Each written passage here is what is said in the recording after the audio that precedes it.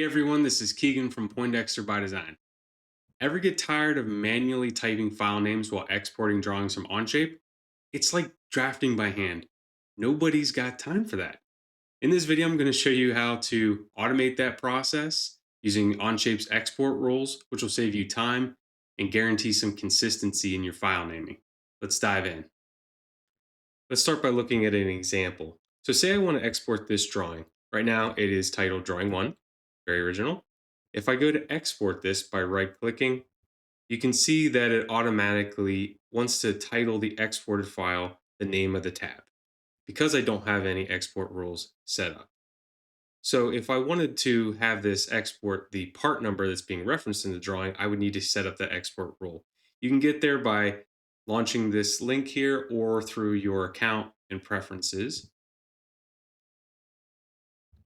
So you can see I don't have anything under this user export rules. So let's go ahead and add an export rule. So you can select your scope. In this case, we want to export a drawing. Applies to the drawing category. You can specify what format this applies to, which gives you a lot of flexibility. The hierarchy of what export rule applies depends on specificity. So the more specific it is, the more priority it gets. But if you just say all file formats to begin with, and then this convention. So this uses camel case, and you can see you have to have the dollar sign and the bracketry. If it's correct, it goes yellow. If it's incorrect, it's red. You can also put static text in here. What's really beautiful about this is you can use pretty much any metadata that's available to you at the part level, at the drawing level, even referencing versions and workspaces.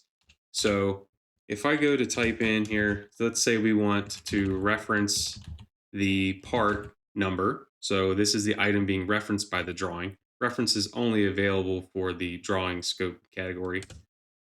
And I hit enter there. So that one took. And say I want to manually say revision dash, and then we can start by typing in here reference that revision. So I used a combination of both the dynamic properties available and some static data here. So let's hit add. So if I go back now to this drawing, I select export, beautiful. So now it is automatically applying. It pops up this dialog box to tell you what export rule is being applied. We can now see that this is exactly what we want here. But say I would rather have this export rule applied to the drawing name rather than the part being referenced. I can do that as well. So going back to the export rules, let's go ahead and edit this. You could also just add another one and be more specific, and then that would take priority for, say, a PDF. So let's say for PDFs, we want to reference the tab name or the drawing name. So again, drawing, and PDFs. So this would now take the drawing name or the tab name, and we can still add our static text if we want. We don't need to. Then we can hit add here. So now if I go back and I close out of this and I go to export this again, and you can see now that this export rule has been applied where it's just the drawing name in the tab. So at that point, you might consider renaming this to match the part number, or it could be whatever you want. And you can see once I hit the export again, that export rule is still applying the name of the drawing or the tab in this instance, and it's just for PDFs.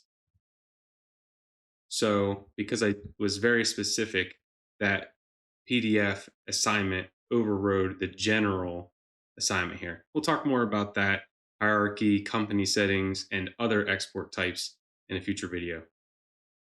That's it. You should now be able to configure Onshape export rules for quick, consistent naming. If this helped save you time, please hit that like button and subscribe for more future Onshape insights.